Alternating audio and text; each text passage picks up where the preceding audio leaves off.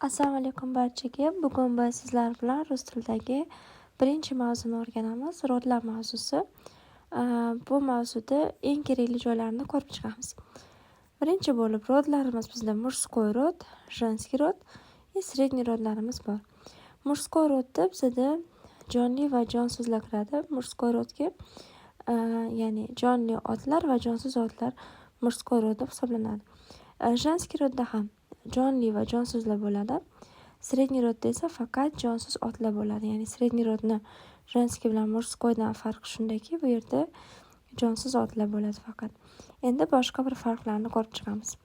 Rodlarni bilish o'zi nima uchun kerak? Chunki biz rodlarni bilish orqali ularga fe'llarni bog'lab aytishimiz mumkin. Savol berganimizda kerak bo'ladi. Ya'ni rus tiliga birinchi qadamni mana shu rodlardan o'rganib olishimizdan boshlashimiz mumkin. Demak, birinchi bo'lib murskoy rodga kiradiganlarni ko'rib chiqamiz. Murskoy rodda oxiri undosh bilan tugagan bo'lishi kerak. Mana dom, telefon deganda oxiri undosh bilan tugagan. Bular murskoy rod deb hisoblanadi. Ya'ni birinchi qoidasi o'sha undosh bilan tugaganlar kiradi. Ikkinchi qoidasi bu yumshatish belgi bilan tugaganlar kiradi. Bunda hamma yumshatish belgisi bilan tugaganlar emas. Tel ar bilan tugaganlar asosan. Bundan boshqalari ham bor, istisno holatlar, lekin tel ar bilan tugagan bo'lsa, aniq murskoy roddagi yumshatish belgisi bilan tugaydigan ot bo'ladi. Misol uchun, uchitel slovar so'zi. Mana e'tibor beringlar, tel va ar bilan tugayapti. Tel ar bilan tugaydigan fe'lni biz bemalol har doim murskoy rod deb aytishimiz mumkin bo'ladi. Keyingisi, uchinchi holatimiz bu y bilan tugagan otlarimiz. Muzey, sanatoriy, ya'ni y harfi bilan tugaganlar.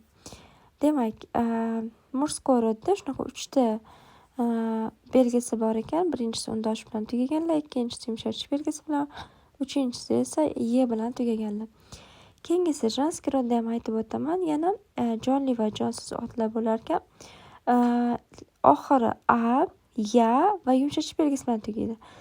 A, ya bilan tugadimi? Bu женский rod, eslab qolamiz. Misol uchun mama, mashina jonli bo'ladimi, jonsiz bo'ladimi? Farqi yo'q. A bilan tugasa женский rod bo'ladi. Tётя, семья ya bilan tugayapti, bular ham женский rod. Endi yumshatish belgisi bilan tugagan bu yerda ham bor edi. Ya'ni murskoy rodda ham, женский rodda ham bor. Demak, qaysi otlarimiz murskoy rodniki, qaysi birlari женскийнiki. E'tibor beringlar, mana bu yerda tel arni aytib o'tgandik. Bu yerda esa oсть va есть bilan tugaganlar. Misol uchun новость и свежесть. Demak, bular женский rodda yumshatish belgisi bilan tugagan otlarimiz ekan. Demak, birinchi a bilan tugaganlar, keyin ya bilan, keyin yumshatish belgisi bilan tugaganlar. Endi keyingi holatimiz bu средний roddagilar. Средний rodda bizda o bilan tugaydi. Y bilan tugaydi, mya bilan tugaydi. E'tibor beringlar, ya emas, faqatgina yani o'zi emas. Yani yonida m harfi turishi kerak. Agarda mya bilan kelsa, bu средний rod deb aytiladi. Misol uchun, время yoki imya. E'tibor beringlar, mana shu so'zni семья, ya'ni oila degan so'zi ko'pchilik mana bu yumshatish belgisini qo'yilishini bilmagani uchun ham buni средний rod deb aytishadi. Yo'q, bu ya harfidan oldin m turgani bilan orasida ularni ajratib turgan yumshatish belgisi bor. Bu женский rod hisoblanadi. Agarda orada boshqa harf bo'lmasdan sразу m'dan keyin ya keladigan bo'lsa, bu средний roddagi ot bo'ladi. Demak, o bilan tugaganlar окно, письмо, y bilan tugaganlar поле, солнце, например, море bo'lishi mumkin. Вот, bular средний rodga kiradigan otlarimiz. Endi shu yerda istisno holatlarni ham aytib o'tmoqchiman. O'zi yozilishi bo'yicha mana papa degan so'z bor, mushina, tak, dedushka, dядя. E'tibor beringlar, bular hammasi a, ya bilan tugayapti. O'zi aslida bular женский rod bo'lishi kerak, lekin bu yerda a, ya bilan tugagan bo'lsa ham ma'nosi jihatdan erkak kishi haqida, ya'ni murskoy pol haqida gap ketayotgani uchun bu yerda biz bularni istisno holatda murskoy rod deb aytamiz. То есть, мой papa bo'ladi. Moya papa deb aytmaymiz. Eslab qolamiz, bu istisno holati.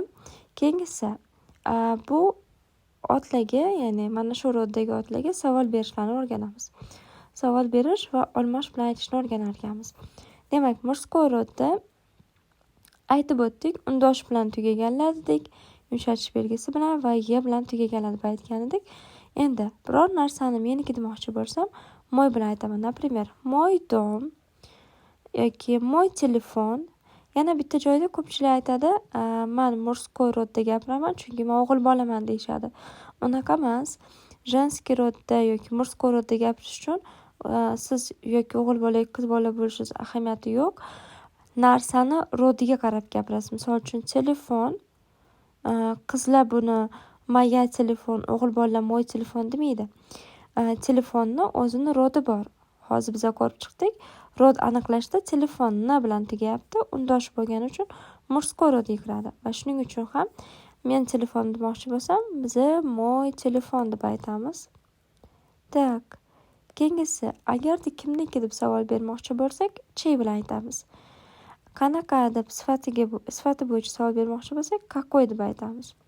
Так, значит, moy, chey и какой degan savollarni berishimiz mumkin ekan. Moy dom meni uyim, chey dom kimni uyi, какой dom qanaqangi uy. Endi keyingisi женский rodda biz aytamiz, meniki deyish uchun moya bilan aytamiz.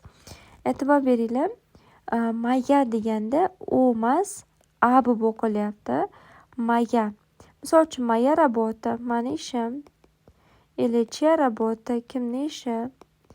Или какая работа, qanaqangi ish. Tak, pastda ham yozilgan ekan. Demak, moya работа mening ishim, чья работа kimniki, какая qanaqangi. Eslab qolamiz bularni aytilishini ham. Endi keyingisi, bu yerda ham mana bu o harfi a deb talaffuz qilinadi. Mayo bo'ladi, ya'ni talaffuz qilganda e'tibor beringlar, mayo bo'lib keladi. Tak, значит, meniki demoqchi bo'lsam mayo, kimniki chiyo, qanaqangi bo'lsa какое bo'ladi. Mayo poli meni dalam, chiyo poli kimni dalasi, какое poli qanaqangi dala degan savol bo'lib keladi. Agarda bu tushunarli bo'lgan bo'lsa, izohlarda yozib qoldiringlar va keyingi darsliklarni ko'rish uchun kanalga obuna bo'lib qo'yinglar. Xudo xolasa keyingi darsliklarimizga ham joylashib boshlaymiz.